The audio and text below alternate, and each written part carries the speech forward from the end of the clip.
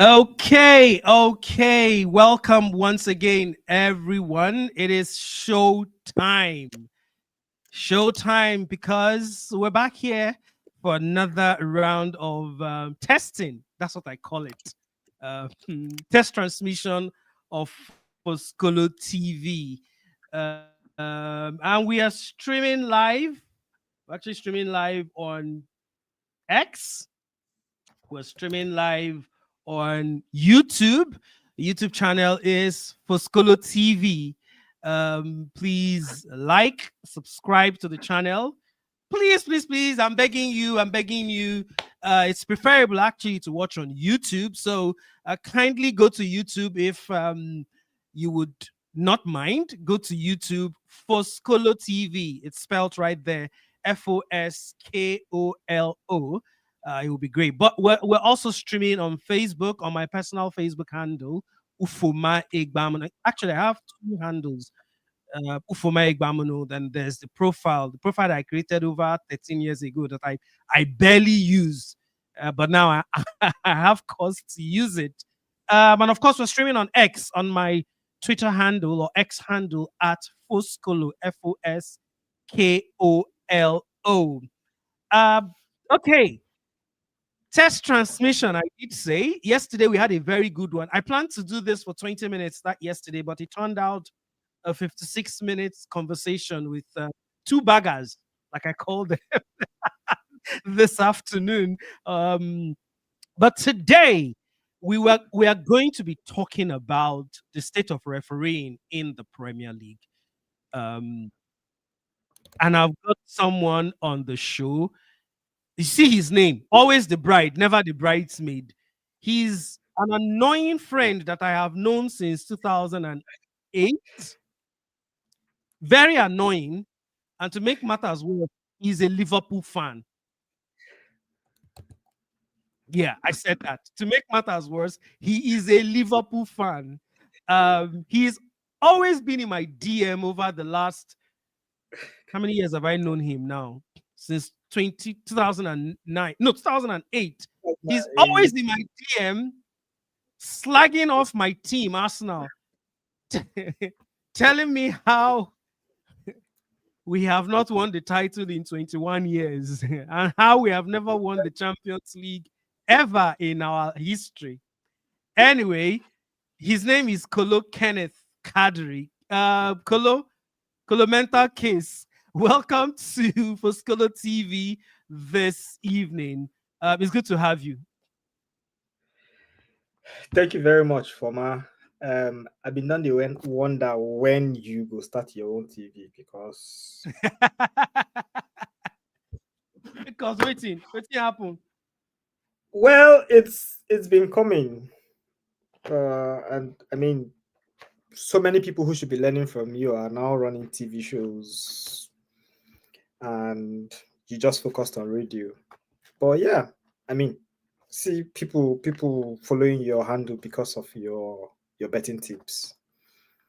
Imagine if you were running those betting tips from a TV channel.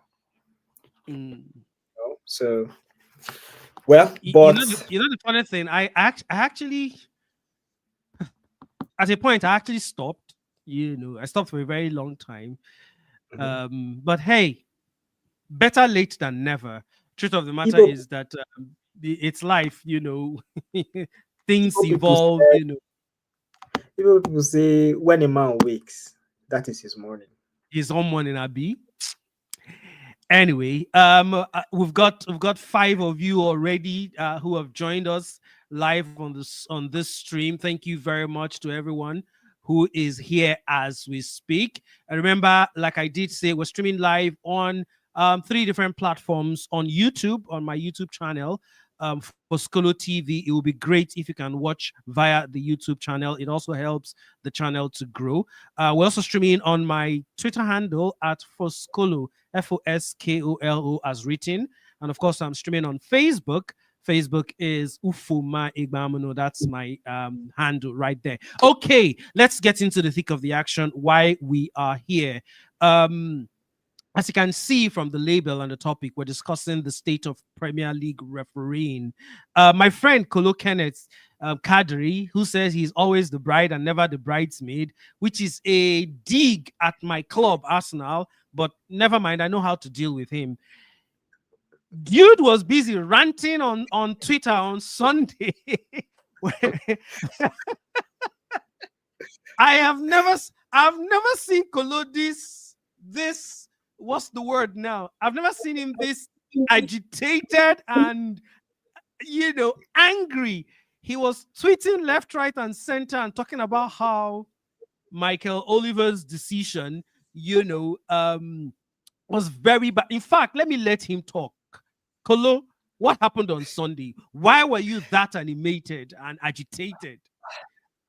Um, well, I was that agitated and animated because, for what it is worth, a Liverpool versus Manchester City game always delivers its theatrics. And it is best to allow the theatrics to happen on the pitch between the 22 players rather than someone with a whistle or someone sitting somewhere behind the computer trying to take the show. Yeah, be the star of the show, which is how I felt that was happening 2 days ago, right? No, so on Saturday. And Sunday, actually. Sunday. It was Sunday. right, okay. Oh, right, Sunday. But you see, again, it comes down to instances where rival fans have called us Liverpool, with VAR being the VAR, meaning that we are getting um, The rub of the um, green. the rub of the Refereeing green. decisions. Yes, But we are getting. but you do get refereeing decisions. No, no, we don't get favors. We don't get Don't favors. let's let's Um, let's not do this. Let's not do no, this, you Kolo. see, You do you get see, you see, refereeing you decisions. see, I like to base this. I like to base this argument off facts. I think last Okay. season it was, or 2 seasons ago, there was an analysis that was done to Mm. check the number of points each club had earned from referee errors or VAR decisions going in their favor. Liverpool was not in the top 10 teams to have earned any of those favors. That was Yeah. last season. So, no, no, whichever season, Liverpool has never been, even before VAR, Liverpool has never been a club to depend on refereeing favors to win games. Whether it's down to extended additional time, I mean, it's not a Klopp time. It's not a Benitez time. There's a reason why it is called Fergie time, right? So Liverpool never gets that. You never hear people say Mike Dean wears a Liverpool shirt or any of these former Premier League referees. So when people say that Liverpool can only win the title because of VAR or because of the referee, again, VAR is meant to come in to reduce refereeing errors. And Mm-hmm. what I have seen over a couple of years, a couple of seasons now, is rather than reduce these errors, what they have done is to increase the debate and conversations outside football. Yeah. And the focus is meant to be on the pitch. The focus is supposed to be around the 22 players, the coaching team, and the bench, not what anyone else is doing. And so, if week in, week out, you are discussing an incident that happened between Burnley and Nottingham Forest, or between Everton and Tottenham Hotspurs, or between Crystal Palace and Brentford, now it is taking away the rub of the beauty of the game. And what I am beginning to see is a couple of people within the PGMOL now trying to decide how best the English football should be viewed from a marketing and business perspective, because they can make certain decisions and claim that they are errors. Clubs will write to PGMOL and get apologies. They don't get points back. They don't get matches being replayed. They apologize and they lose those points and move on. Those points are what stands between a club getting relegated or not, between a club entering Europe or not. Remember Aston Villa last season, refereeing error, denying them a chance to enter to play Champions League, yeah, or even deciding the title. We can talk about Martin Odegaard's basketball thingy in Liverpool's penalty box, or You're very you're very quick to remember the ones that go against Liverpool. Or McAllister penalty against Man City that was not awarded, or Jordan Pickford's karate kick on Virgil van Dijk that didn't even get a yellow card. You know, I will be quick to point out what went against me because I'm a Liverpool fan. I'm not a fan of Arsenal or Everton. So I would have eyes on those instances to point. I can only point out what concerns Liverpool because my interest is Liverpool. Okay. So let's look at it critically. First of all, let's look at the Sunday's decision. I remember that you tagged me on Twitter, and I gave my 2 cents about it, and that made you go ballistic. You gave a biased opinion. No. Because you see, Kolo, hold on now. Calm down. Make I talk. Would you allow me to talk? It's actually my show. Allow me to talk. And please check. It seems like is it me or your camera is blurred, or is it the network? I'm not entirely sure. My background is meant to be blurred, but I'm okay. All right. Same thing I did too. Okay, so now let's explain that. First things first, Robertson was in an offside position. Yes or no? Yes. Good. Yes. Hold on now. Calm down. I didn't hear it. Robertson. I said Robertson. Robertson. So that's his name. Robo. Yes, Let me just call him Robo. The left Andy Robertson. He ducked. He made a movement when VVD's header came. Yes or no? Yes, he was ducking away. He was ducking out of the. Hold on now. Hold on. I did not ask you to explain. I'm just stating the facts of the event. He ducked. He made a movement, right? Yes. Robertson was also not blocking the view of the goalkeeper. The goalkeeper had a clear view. A clear view. Yes. Good. Now, the rules. Being in an offside position is not a crime on its own. It is when you make a movement that's when the offside rule comes into play. Now, judging by his movement, the interpretation of the assistant referee, who by the way gave the rule. Hold on, I'll explain and then you can talk. Judging by his movement, the assistant referee raised his flag and flagged it as offside. Now, you can argue not his movement. The assistant referee raised his flag because of Robertson's position, not his movement. He was in an offside position, and I've just said that the rule is. He was not. Hold on now. He was not. Get my. No, I'm pointing. I'm correcting my point. Get my point. You're actually misunderstanding the point I want to make because you think I'm biased. But just hold on and listen. No, I was just correcting something. Okay, when you are in an offside position, it doesn't count. It's not a crime to be in an offside position on its own. It's when you make a movement for the ball. You know, when you make a movement, that's when the offside rule comes into play, right? Thank God we both agree on that point.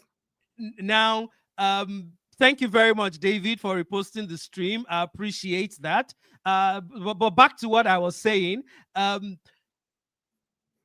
So the assistant referee in his judgment at the time on field, saw the movement of Robo ducking and called it offside because of that movement. Now, No, for like I said, no. hold on. I know where you're coming from, and I'll go there. Okay. Okay. However, looking at it, if you remember what I said on Sunday on Twitter, I said it was the correct decision, partly because of his movement, Robertson's movement. However, if you now look at it from VAR, from looking at it from video replays, you would see clearly the third point I made, which is the fact that Robertson was not blocking the view of the goalkeeper. As a result of not blocking the view of the goalkeeper, you could argue 90%. Hold on. You could argue 90% that his movement did not impede the Manchester City goalkeeper. That is the only point that matters. For Kolo, hold on. Kolo, I said 90%. I did not say 100. 100%. No, I'm not going to agree with you. You see that extra 10%? That's a very subjective thing. You can also somebody can argue, and the person is well within his right to make that argument that Robertson's movement of ducking made the goalkeeper decide, wait, is he going to head the ball or is he not going to head the ball? It's a split-second movement. Somebody can make that argument. Now, the truth of the matter is, it is not so pronounced, which is why I call it a 10% thing. Now, people that play football would know this better. And quite a number of people who play football have said, hey, there was a comment from Glenn Hoddle that I think I reposted on Twitter, and I loved it. Glenn Hoddle said, the referees know the rules, but they don't know how to play the game. So something to that effect. I'm not quoting it, verbatim. And when he meant, what he actually means is, at the end of the day, the referees were just applying rule, which is the 10% I mentioned. But in the real sense of it, Michael Oliver in the VAR should have overruled the assistant referee. He should have, when he saw the clear view that this guy was not blocking the view of the goalkeeper. And so in a sense, or in a larger sense, 90% was not really obstructing that ball into the back of the net. Now, that's a problem of the man in the VAR room, Michael Oliver. Now, there have been so many talk about this referee and how he's giving leeways, so to speak, to Manchester City in question. You mentioned the karate kick on McAllister. He was the man. He was the man at in the center of the circle on that day. But here's the irony. I think he was officiating Liverpool at Everton when Jordan Pickford injured Virgil van Dijk. Yes, I think so. I think he was the one too. But here's the irony, Kolo, and this is what I'm bringing to you right now. When other teams complain about this, now let me not say other, let me specifically say when Arsenal fans last season complained so bitterly and to a large extent, rightly so, about how there's a double standard of refereeing. There's a rule that has been put out to say, if you waste time, if you kick the ball out when there's a foul in order to waste time, you get a yellow, right? We saw it applied to Declan Rice last season in the game against Brighton. A knock-was touch. He deservedly got the yellow because that's what the rule says, yeah? We saw it in the game against Manchester City. I think it's the same Michael Oliver that was the center referee. Manchester City Arsenal last season at the Etihad. Trossard kicked the ball out. He got his second yellow. You say, okay, we're following the rules. But we also saw instances where same Michael Oliver was referee, people kicked the ball, and he did nothing. And then when Arsenal fans complained last season, all of you, including you, Kolo, All of you came out to say, "Oh, you Arsenal fans, you complain a lot, you whine a lot, you're always complaining, you're always saying referees are the reasons you do not win the league." But you don't touch on her now, on our body they hot. Okay, hold on. Let you raise 2 points, yeah, and I'll address them. Yeah. Yeah. First Okay, one, okay. first one, the Mm, the Van Dijk's goal that was cancelled. So I don't think that the assistant referee was wrong. Yeah. And I don't think that VAR was overruling that because the lineman raised his flag for offside and yeah. Robertson was offside, yes. But you see, that is why we have VAR to check whether he's offside or not. And that Mm-hmm. was cleared. Yeah. No, the fact that he's not offside means that the lineman's call was wrong. Now VAR then steps in Let's let, with let's be no, let's be clear with our words. He was Mhm. offside. He was in an offside position, Oh, sorry. So he was in an but he offside was not position, but he was but not he was not impeding the goalkeeper. impeding. Yes, he was not impeding or let me even say he was not engaging in the run of play Mm-hmm. because we have seen countless times where the ball has been played to players who were in offside position. They don't stop moving, but they don't move in the direction of the ball True, and play continues. Yeah. So true, and the very true. Robertson ducking from the ball basically shows that yes, he's offside. He recognizes he's offside and he's ducking away from the ball. So he doesn't want to engage in that run of play. That is Mm. established. The second one is the claim that he was impeding the goalkeeper. Obstructing should be the Or- word, not impeding. Right. So obstructing Obstructing. the goalkeeper. And Mm-hmm. replay showed that Robertson was to the left of Donnarumma. You can't be on someone's left and be obstructing what is in front of him. Yeah. Mm-hmm. Also, if they say him ducking interfered with Donnarumma's reaction, remember, Donnarumma was already in a dive. So, for someone who is already diving and someone is ducking, Mm. does he in the middle of his dive duck his hand or say, "I'm no longer diving. I want to get back to an upright position"? So that is my argument for why there was But absolutely no reason. I already agreed with you now that No, the yeah, no, VAR, Michael I Oliver know, should I have know you agree with changed the decision. to change it to a goal. So on the matter of Arsenal fans moaning and me saying that you guys are moaning, see, Mm, as much as I like to banter people, yeah, mm, I always love to be reasonable. But you see, this all started from when Jurgen Klopp raised the matter about officiating being imbalanced. And the first person to come out to run his mouth to say Jurgen Klopp should shut up and focus on the game was Mikel Arteta. oh please, oh Yes. please. Now See, we're about to go after into hold on, this hold on. tribal football Wait, nonsense. after Mikel Arteta said it Mm, enabled the big-headed guy at Bayern Munich now, Vincent Kompany, while he was at Burnley, to also run his mouth to say the same thing. And I remember, well, hold on. I remember when those incidences happened. I said, Agenda is a homeless orphan. mhm. This thing, it will touch everybody. It will You go don't touch on round. Anna. You don't touch on Sunday now. And they No, cry. not be us. Not be us. The first touch. The first touch us. And you guys said, people said Jurgen Klopp was moaning. You should focus on the football. I'm like, Jurgen Klopp is raising a matter that affects every club because, you see, you need if to if you need you to see, show me proof hold on, that you need to show me proof that Mikel Arteta said what you are there was saying. there was a thread. I do not agree. See, What?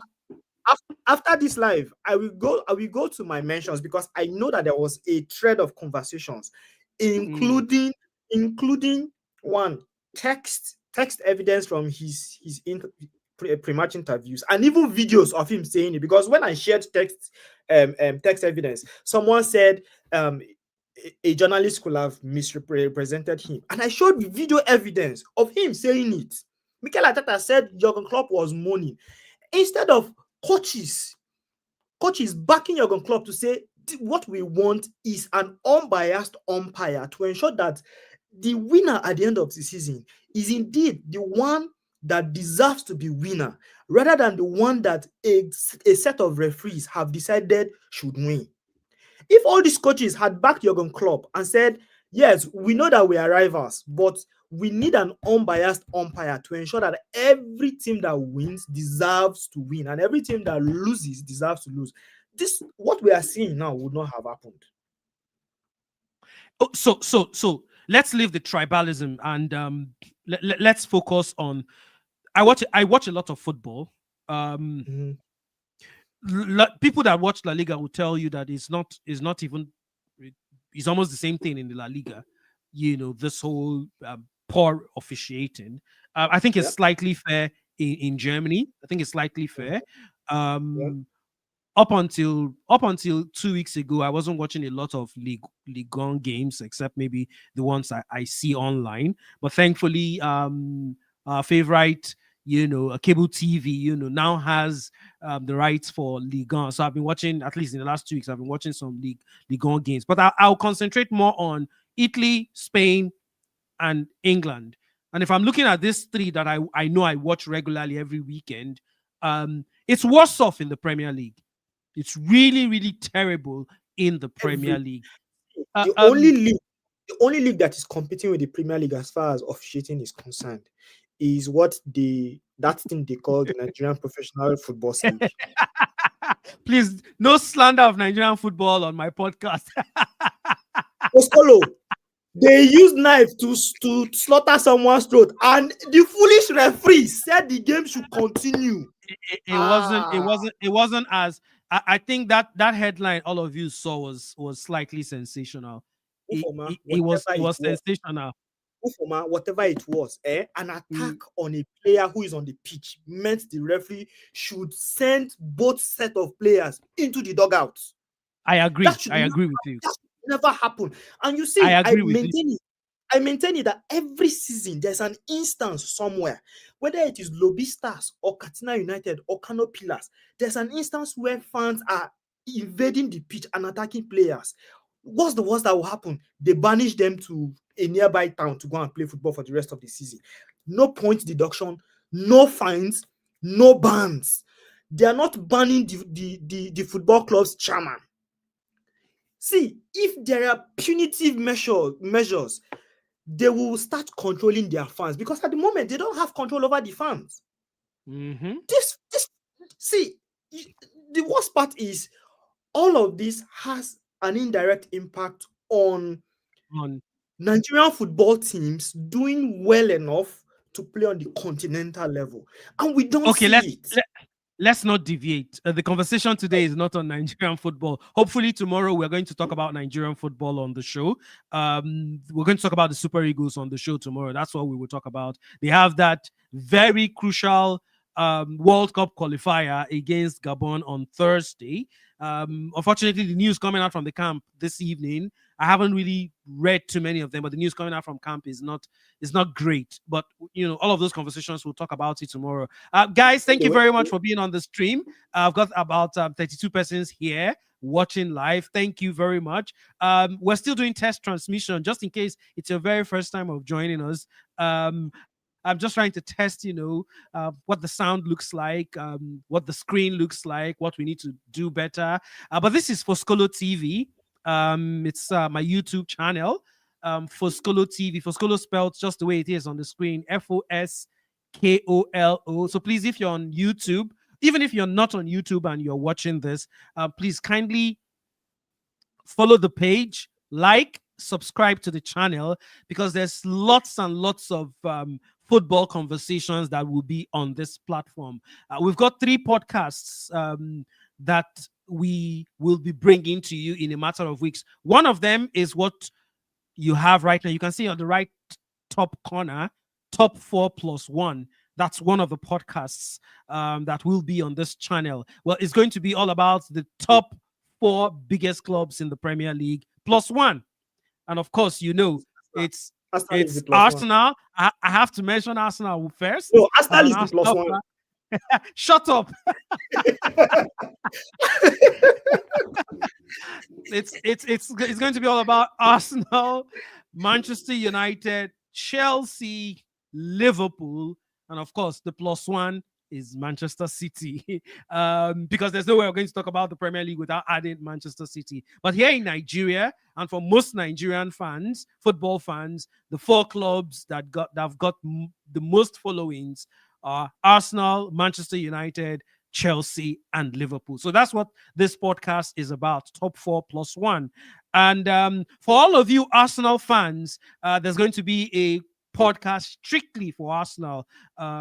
It's called Niger Guna Pod. That's the name of that podcast, Niger Guna Pod. So everything Arsenal news, analysis, match reactions. We're even going to do watch alongs. I'll be on the stream watching along, and you'll be seeing all my nonsensical reactions, how I'm hitting the TV. Most times it might also be myself and my 7-year-old Arsenal fan that will be watching together. And then the final. Hey, Ufoma, wait. You forced that boy to become an Arsenal fan. He's a gunner. Trust me, he's a He gunner. has his child rights. He's not a gunner or anything. You forced that boy to become a loser like you. He loves Arsenal. He doesn't. You forced him. Don't worry. Are we ask if you see where United more? Are we ask if you see where my United more? If you see where my son is insulting Manchester United and Chelsea, I will ask if Manchester United mom. I know for sure you indoctrinated that boy. Of course, I did. That boy. Unfortunately, I failed with my daughter. That one says today she says she's a Chelsea fan. Tomorrow she says she's a Liverpool fan. She's a Liverpool fan now because Liverpool are champions. She likes people that win. The glory hunter. I like her.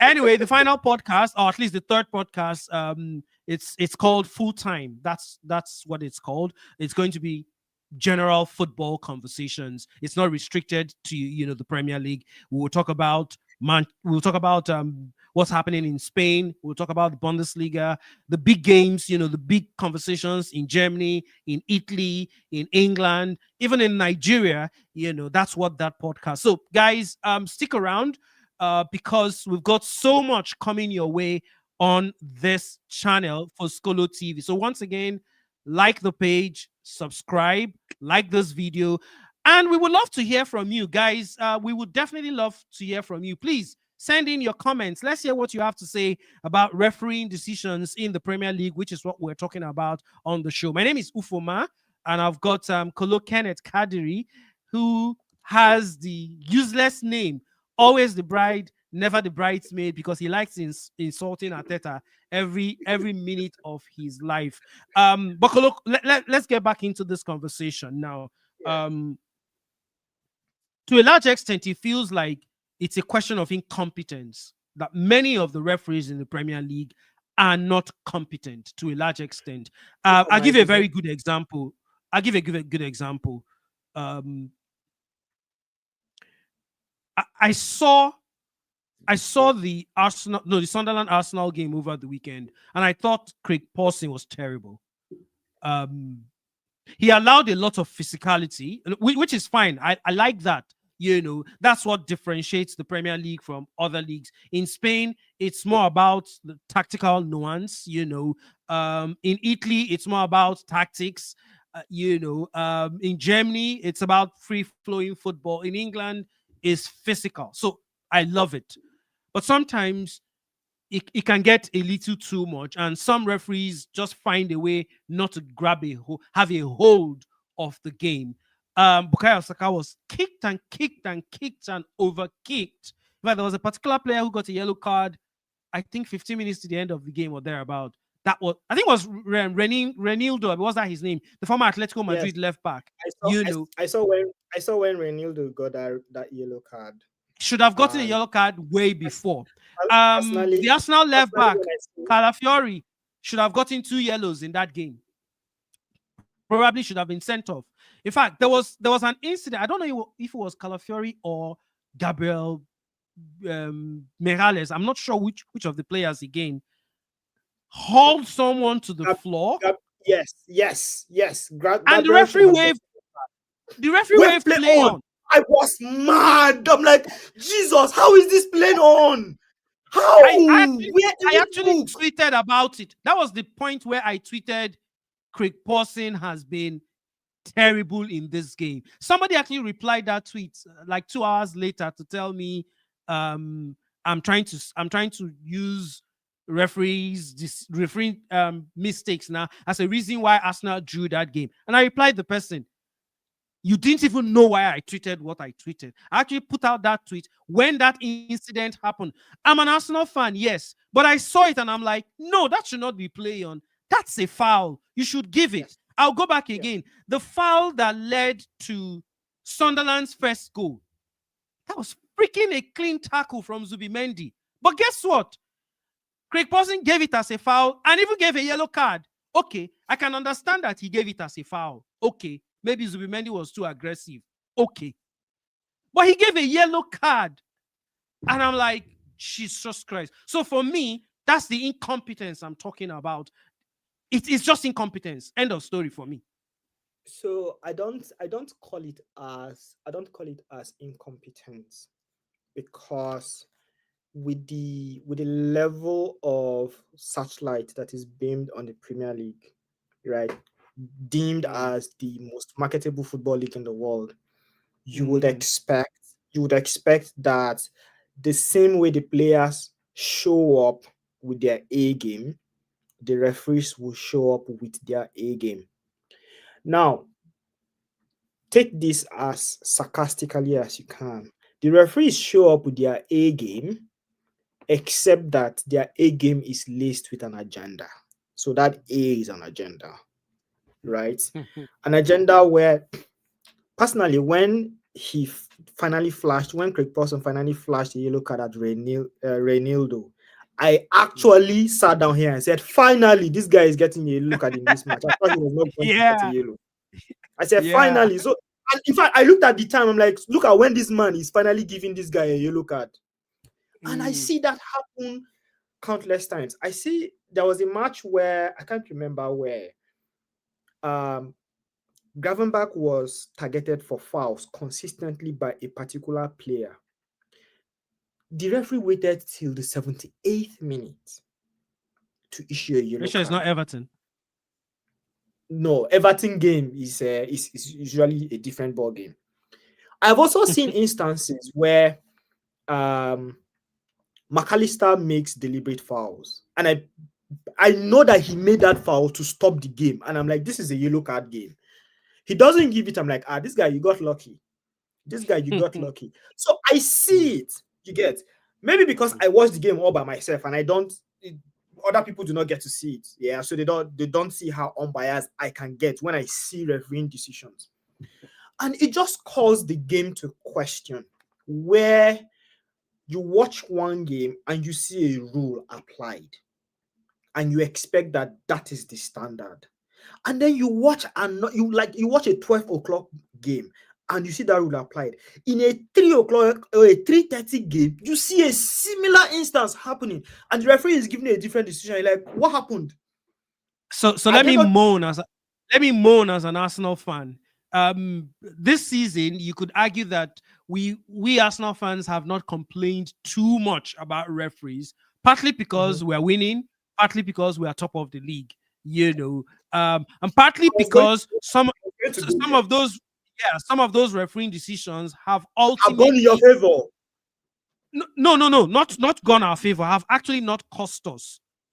That's what I was about to say. No, Now, it's not cost you. It's not cost you I'm a means it's I'm going in a your favor. football fan.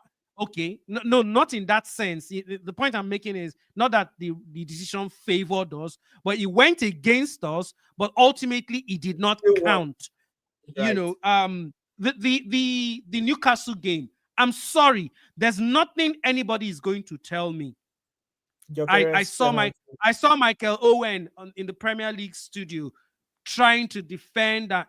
Omar, I'm sorry, Michael Owen, you were talking absolute garbage. That's a Please, penalty all day, every I, day. I will not defend Michael Owen anywhere. So please insult him as much as you can. We insult him You every know, damn day. A fucking snake can be a snake anywhere.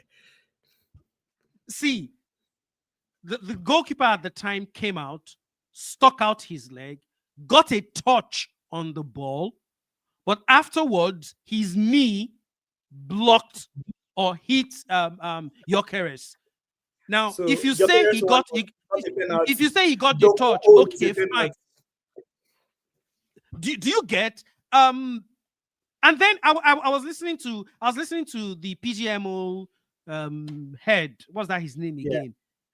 And But they were talking about, oh, because bollocks, absolute his leg was bollocks. his leg was planted, so he did not make a movement to the player. That's why it's not a penalty. Wait, to some just last season, Abi, was it last season? Yeah, last season, Brighton at home playing Arsenal. The ball was up. William Saliba and this guy, Yao Pedro, that is at Chelsea now, So went for the Saliba's head. If you look at the replay critically, actually touched the ball first, slightly, before his head hit Yao Pedro. The same PGM who Howard Webb came out 3 days, 4 days later in that their very silly program, that they do, himself and Michael Owen, and said the fact that there was a slight touch does not negate the foul. And I'm okay, fine, agreed. If the fact that there was a slight touch last season from what's his name, William Saliba, did not negate the foul, how is now the slight touch from Nick Pope now negating the foul? So is this type of what's it called? One rule for today, another rule for tomorrow. I remember the Fulham game. The left back literally kicked Bukayo Saka before he got the ball. And I could see it from my TV right here in Port Harcourt. I could see the touch. But the people where they VAR, no, they not see him at all. Arsenal ended up winning that game 1-0. But imagine what happened on Sunderland, a last-minute goal. Imagine it happened against Fulham, and Fulham equalized that game, and it became 1-1. What do you think would have happened? Because the Arsenal fans should penalty that should have been a penalty should have made it have 2-0 and made that game safe. So that's why I say the reason you've probably not heard too many cries from Arsenal fans this season is it's not because cost you guys. it's not cost us. Yeah. It's not cost us. Yeah. And that's why Yeah. we've been slightly quiet. But I bet you, again, let me put this out there. It was not the reason Arsenal lost the league. It was not refereeing decisions was not the reason Arsenal lost the league. We were Mikel not Arteta was- we were not good enough. We had Mikel too Arteta many was- injuries. You can call. I know you like insulting Mikel Arteta, but we had too many injuries. We were not even in the title race at all. We were not, So, but it still remains the fact that refereeing decisions cost everybody. Now, some people will say that it evens up itself at the end of the season. It doesn't. You It get never does. you get. It never I does. agree with you, Kolo. It does not add up. It It doesn't. never does. I'm not one of those who says Yeah, it that adds gives you up. It momentum. doesn't. Yeah, that gives you momentum, or it does not. It does not add up. You see, the reason why I was mourning from the Man City game was this. If that goal had stood and the game was 1-1, the game regains its balance. Both teams I are agree. attacking sides. Both teams are I attacking agree. sides. If Man City goes on to win that game 2-1, 3-1, fair game. But chalking off that goal meant that Liverpool continued to chase that game for the rest of the game. And it should never have happened. So now the question I have on the ticker: do Man City get more refereeing decisions? Definitely. I mean, We during- are both fans. We are during- both fans that are not Man City fans. So this might be a bit during- biased. No, see, it is factual. During international breaks, certain referees from the Premier League get flown to the Middle East for certain friendly games. And Michael Oliver, number one. Well, the Premier Of League course. they banned it. They've banned it actually. It's been banned because again, you cannot take the money of the UAE. Let's be also And honest. UAE Um, owns Man City. Hold on, it's actually another job, a totally different job.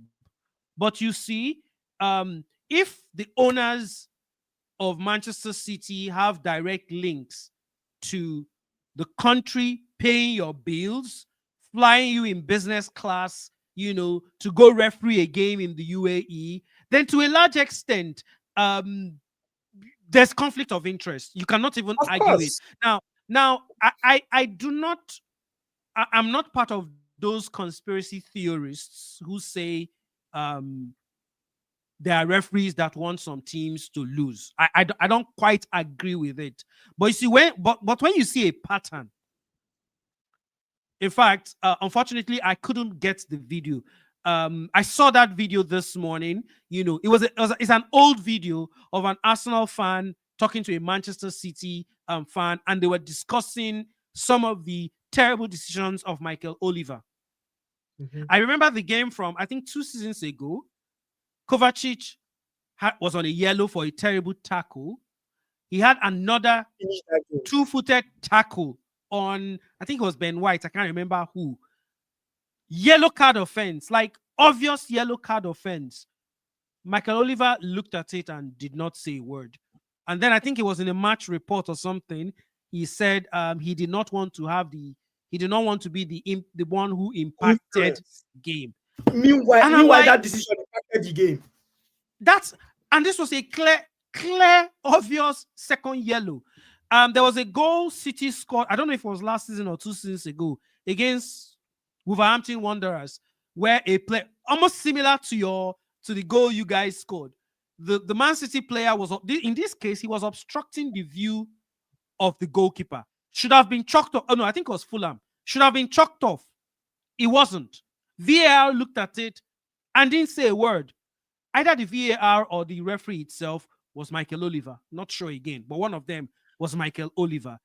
You could count different cases where he did that. And then if a fan wakes up and says, "Oh, this man has gone to the UAE, has collected money from the owners of Man City, and that's why he's favoring Man City and finding ways to ensure that the Arsenals and the Liverpools, do not win matches to make them win the league."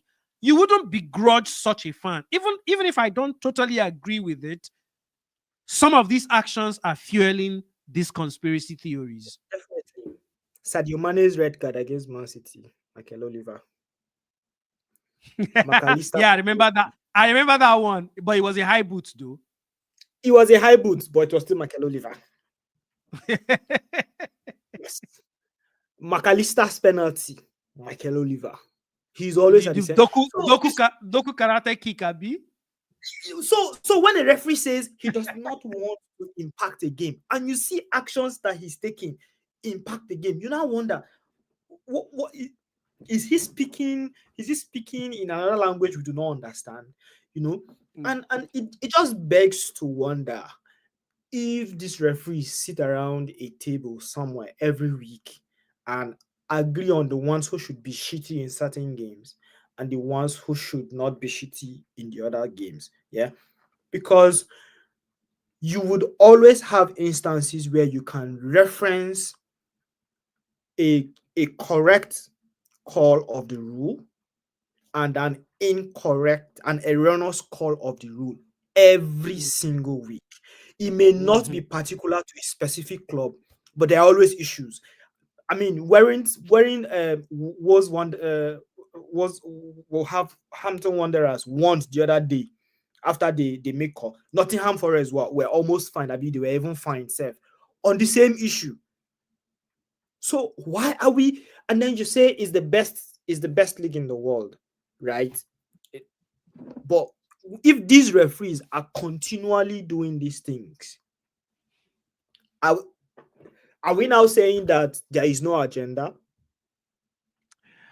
Oh well, that's a question we would have to. We might not have all the answers. Once again, thank you to all 54 of you who are currently live watching this test transmission. That's what it is. I keep The sad saying part this. is that Uh, it's too many Arsenal uh, fans that are watching this show. Yeah, they're in my mentions. They're in my hey, mentions. hey, you're just a hater, Kolo. All right, so the conversation today is about referees in the Premier League, and of course, mention follow us, like the page, subscribe to the channel on YouTube. It's for Skolo TV. There are lots and lots of football conversations coming your way on this channel. We're not set yet. We're not ready yet. I'm just doing a bit of testing to see, what the interface looks like, what our sound looks like, and I would love to hear from you. You can put in your comments, via Facebook, via Twitter, and on YouTube where we are streaming this live. But Kolo, before we go, because I'd like to wrap this up in another 9 minutes. Um, the title race.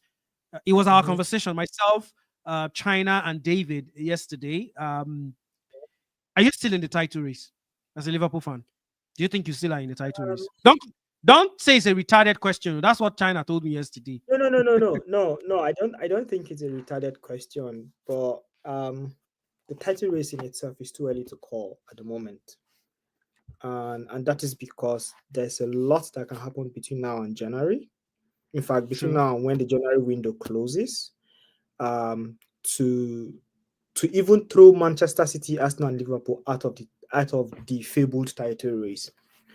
And so I want to see December games all done with. If we reach the 19th game mark, we begin to see the teams that look like they have the energy to run through January, February into the final path. Then we can then start talking about the title race.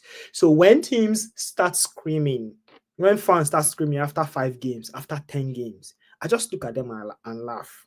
I mean, last season, after 10 games that we drew one game and everyone was screaming Liverpool, I'm like, guys, calm down. This team can run out of steam. It By takes the one or ninth two. game last season, by the ninth game last season, Manchester City were top of the table. You guys were second. We So know I how mean, that ended. it takes one or two injuries for the rhythm of a team to blow off top. Yeah. And then you start wondering what happened. But you Again, guys it have might not lost. even You guys have lost five it, matches already. so we've lost 5 matches, yes. Um there's still what 20, 26, 27 games left. We've played 11, so that's 27 games left. 27 games. There's a lot that can happen in 27 games. True that. There are so many draws that can derail a team. You may not even Mm. lose, but you just continually draw those games and you're wondering why can't you get that match over the line? And as you are picking 1 point, your team, the other guys are picking 3 points, and you're wondering this week is 2 points additional. And you're saying, yeah, next week we'll catch up. Then next week you draw another one. It's now 4 points. Another week. So a lot of things can happen. It takes from injuries to even team tactics. Your manager waking up on the right side of his bed and making the right formation or even making the right substitution when they should can impact how where your team finishes. You know, you select your best 11 to put on the field. You don't know if someone is going to injure the player that is going to impact that game in the 38th minute or in the 15th minute, forcing you to make a substitution you shouldn't have made. You know, so when people start talking about title race before December, I just laugh. When winter games come and the Mhm. cold, the cold in England is impacting on player muscles and they are pulling their hamstrings. I'm wondering why so many You players should are know not you are playing. in you should know you are in the UK. No, no. So there's so many things. There's so many Mm. things that can happen Uh, until I February. know you like to banter Arsenal. You do. It's your hobby. But take away your bias for a second. Are you scared Yes. of this present Ateta team? No, I am not scared. And I'll Okay. give you my reasons. I'll give you my reasons. The team is pretty much settled. If you ask me, I would say I don't see anything that has the depth that Arsenal has. especially in That's a fact. the defensive and the midfield areas. That's You a guys are fact. you guys are well stocked, and it plays an important role True. when you can change your defense, when you can rest your defenders for certain games and bring them back for the most important games. It plays a part. When you can play three midfielders and you think they're not doing it well, and you can remove all three and bring in three other ones that can change the game, that's depth. You know, If people. Sorry to cut you. People underestimate how much that plays. I'll give you a very good example. I believe that one of the reasons, the major reason we dropped points against Sunderland over the week, this past weekend, is because all a lot of our attacking players, the depth we're talking about, a lot of, I think about 5 or 6 of them were out injured. Maduke is out injured. Um, Martinelli is out injured. Most importantly, Gyökeres is out injured. Kai Havertz is out injured. You Gabriel know, Jesus Martin is Odegaard is injured. out injured. Let's not even talk Gabriel Jesus. Let's even leave that one out. You know, but these 5 players I just mentioned, all of them could have come onto that pitch and could have And made a change the game. difference. But Yes. for me, the most important one was Gyökeres. Now, there are a lot of Arsenal fans who have been moaning. You know, a lot of rival fans have thrown jabs and jokes at Gyökeres. But Saturday's game against Sunderland at the Stadium of Light showed why Gyökeres is very important to that Arsenal team. For the first time in a long while, I saw 2 opposing players, trying to double up on Saka. It has stopped happening since the beginning of the season. You know why? Because Gyökeres will stretch the play. Gyökeres will run in behind the defense such that the defenders, the center backs, did not have that luxury to go try to double up on Saka. Now, over the last 2 seasons or thereabout, especially last season, Arsenal's attacking threat have always come from the right, Mm-hmm. mostly from Bukayo Saka. So what most Yeah. teams do is they double up on him, and it becomes a bit of a problem creatively for us. This season, it's not been that way. Because there is a battering ram in Gyökeres who can run in behind the defense. But on Saturday, the Sunderland centre backs more or less had a field day. Mikel Merino, God bless his soul, he scores important goals, but Mikel Merino is not a striker, and as a result, he ensures that defenders can as well, let him be, because they know he doesn't have the pace to run in behind them. That was it was a problem for us over the weekend. And then you could see that, having played the previous weekend, Burnley played in the Champions League in midweek, and playing that Saturday games, 3 games in the space of 6-7 days, some players were tired and were fatigued. Players like Saka, players like Eze, they were tired. Ideally, if you had players on the bench, Martinelli, Madueke could have come on for Saka last 20 minutes. Martinelli could have come on maybe for Trossard, or even maybe for Merino. So to a large extent, that's how impactful injuries or a lack of depth can affect you, because you don't have what it takes on the bench, to come make these changes. I So mean, you are right. if I were Arne Slot, I would have changed Ibrahima Konate after 30 minutes against Manchester City. Who do you bring Um, in? Gomez? so because I'm lacking depth, yeah. Yeah. If I had McGahey, I would start Gehi over Konate, because every I single think I time, think not signing Gehi. I remember that transfer deadline day. I was eh, celebrating. I it was was celebrating because I knew that signing Gehi would have completed, Liverpool's transfer window.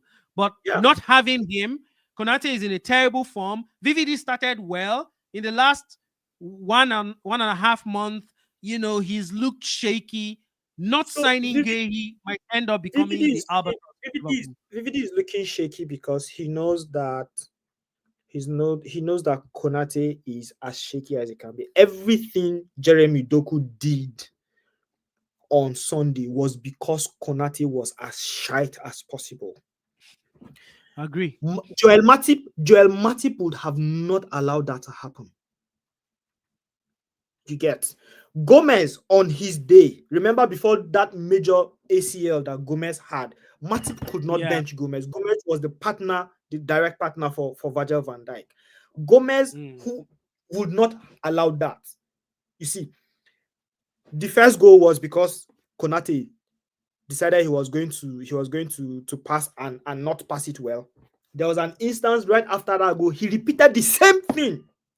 Thankfully, it did not result in a goal. I'm like, look at this idiot. You just did this thing now and cost us a goal. And you are trying to do it again. And then I would, and this is where I would not just blame the manager, but I also blame the players around. VVD, for example, because you saw this happen repeatedly, and you guys continued to use Konate as the outlet out of No, no, defense. no, don't blame BVD. So let me explain that. I was about to say that. So teams, your center backs, actually you do your play out from the back, or those passes from From VVD. the VVD is the one who has the passing range. Now, yes, that's why you also see sometimes Gravenberch comes back to act like the third center a back third to center pick back. Yes, the ball. So what yeah, teams have done, and Pep Guardiola successfully did it on Sunday, was to to put pin Erling Haaland on VVD. on So that yeah passing lane is blocked, meaning sort of yeah. because they know that what's his name? Konate is not great with the ball. So they let him be the one to hold the ball. And unfortunately for you guys, the other passing lane is now at Real Madrid. Trent Alexander-Arnold, Please let's Robertson not talk too. let's not talk about Iraq. Robertson too. Oh, but unfortunately, there's no Trent. Bradley is not great with passing the ball from behind. Yes, Konate true. is terrible at it. So what teams do is find a man to man mark or pressure VVD so the ball Van, doesn't Van come to Dijk, VVD. Then find yes, someone to also follow what's your midfielder Gravenberch, Gravenberch, so yeah. they don't pass to him and then let Konate have the ball, because 9 out of 10 times they know that Konate He's will just not get the the pass and right. and, and and honestly, that is the. If you see, I tweeted before the game ended that the guy can as well just leave the club now. He shouldn't even wait till January. He should leave now. He should leave now On because this form, Real Madrid should not be signing him. On the form that he is right now, uh, Real Madrid should not be signing him. they say they still want to sign him. So maybe they can make him better. I don't mind. Okay. But On that note, I mean who will win the Premier League this season? Liverpool. Even your voice is not confused. So they say I will call your team before. If it's not Liverpool, then it will be Manchester City. You see, Is so and the reason that's why and the reason why that the reason why I that's would your wish? you see the reason why I would tip Manchester City, yeah, the reason why I would tip Manchester City is because of one person, Mikel Arteta. Erling Haaland. Now, no, not just Okay. not even Eddie Haaland, Mikel Arteta. So, Mikel Arteta is under self pressure to prove himself to the world that he is That the he's an best. elite manager. That he's an elite manager. Meanwhile, you only become an elite manager by actually When you winning when you things, win. I not agree. not by forcing it. You see, Mm. the only thing stopping Andoni Iraola from joining that elite band as it is at the moment is him winning anything. The way Andoni sets his team up, he has a philosophy and he says, "Come rain, come sunshine. This is how my team This plays." is how we play. Look at the transfers out that happened with Bournemouth over the summer. That signature has still remained. Whether he's Mm. playing Burnley or he's playing Manchester City, he sets up exactly like that to fit his team's identity. Mikel Arteta would overthink the same way Pep Guardiola will overthink when he's playing against Jurgen Klopp. Yeah, Mikel Arteta will overthink in games where he should allow his players express themselves. He overthinks it either by not playing one or two players, um, trusting certain players that they are matured enough to carry the game, and then they are not carrying the game. He leaves them on till when it is too late before he makes changes. You get? If Andrea Beta had not come to Arsenal, I am sure Arsenal would not be as stocked as it is right now, because In in Mikel in Arteta fairness to has. you, I agree with a lot of things you said. By the way, if you're wondering why I did not sleep well on, was it Friday night or Saturday morning? And trust me, this pain that you get, your nerves, it's been hurting me for 3 days now. Like I'm dying here. But anyway, let me get back to the conversation. I totally agree with a lot of things you said. I think Mikel Arteta is an elite manager. I think so. But you see, I'm not even going to argue with anybody who doesn't agree with that, because the ultimate reason you become an elite manager is when you win When things. you, And you win things not just by winning one FA Cup in 6 years. You win things by winning the biggest prizes, the Premier League title, the Champions League title. That's what makes you elite. But here's the other yeah, side to the argument. The other side to the argument will be, if he wins the Premier League this season now, is that the only reason that now makes him elite? Is he not been doing the no, things he's been doing since? Let's not get into the argument. I don't even want to argue. My point again is that um, I wrote an article on Nigerian Info's website last season, and I said if Ateta doesn't win anything, if he goes trophyless, that he should be sacked. That's what I said. it Um, should be. It should be. See what you people no, did no, to no. Arsene This Wenger. was this was Four last season. No, times. I'm not talking this season. Mhm. I'm talking last season. Right. But by the time the season ended, I gave him grace.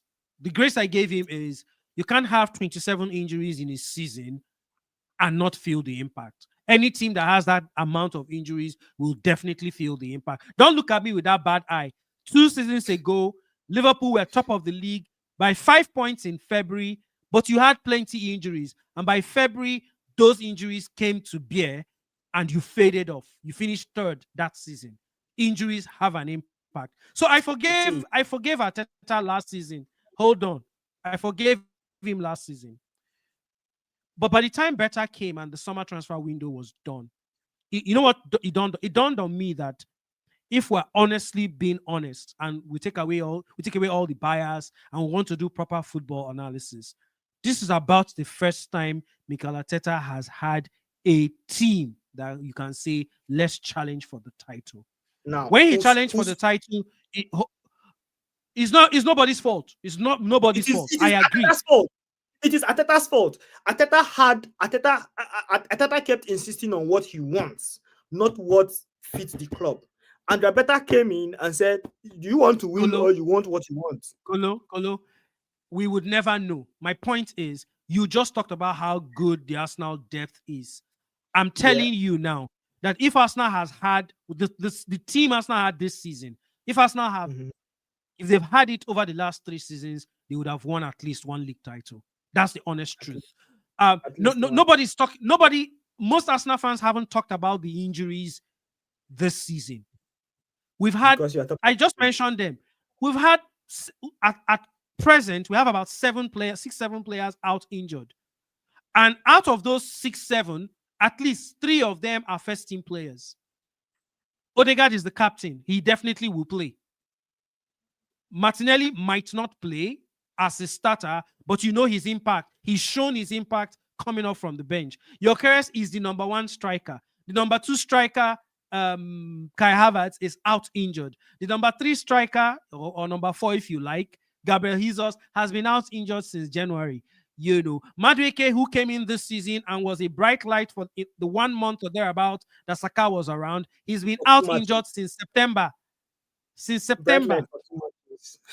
You can say whatever you want to say. The point is, as we try to wrap up this, is that personally, I do not like the fact that it is seeming that it is Manchester City that will be chasing us.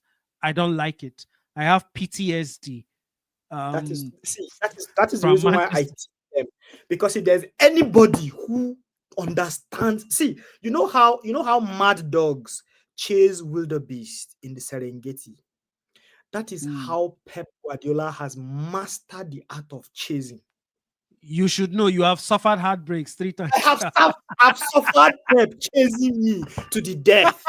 And that is the reason why if there's any team I would pick them even more than my Liverpool to win the league, it would be Manchester City. If at this time they are only 4 points, if at this point they're only 4 points behind Arsenal, Arsenal should be worried. With the form that Manchester City is in. I work today, I sleep tomorrow. I work today, I sleep tomorrow, and they are only 4 points. If Pep goes into the January transfer window and improves his squad, another title. Like I said, I am worried. I'm not even going to lie. However, the only consolation for me is that this present Manchester City squad are not as great as the squad that won the treble, as the squad that overtook us to win the league 2 seasons ago, are not as also good as the 2022-23 squad. That's the only consolation that I have. But then it's football, 27 matches to go. Anything can as well happen. We hope that the Michael Olivers and the Craig Parsons of this world, will not spoil the show for us. Will not allow Arsenal to win. Exactly. Will not allow. I hope that you just don't know you. I did not even hear what you said. Waka to you. All right, guys. On that note, that's how we're going to wrap up this test transmission. Thank you to everyone who has joined in this live transmission that we've done over the last. Make that 1 hour 15 minutes. We started about 7:30. It's 8:42 already. To all over 70 of you who are live on this stream, thank you. I appreciate it. Like I said earlier on in the stream, there's more of these kind of football conversations coming on this channel. Please like and subscribe to the channel on YouTube.